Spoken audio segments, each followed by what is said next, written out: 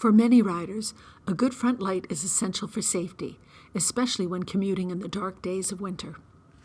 The Brompton's limited handlebar space, especially on the M and H models, makes a fork-mounted light convenient. The lower position also reduces beam reflection and blind spots caused by a front bag. Most can also be left on the bike when folded.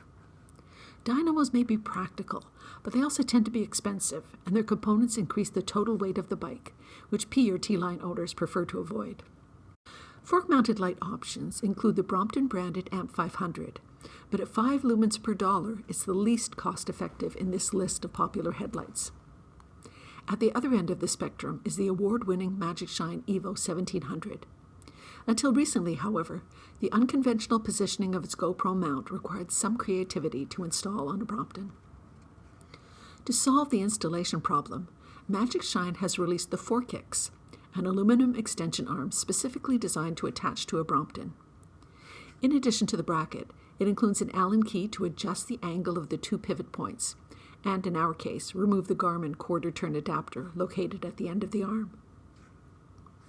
Installation is straightforward. We just replace the front reflector and 6mm concave washer with the new bracket.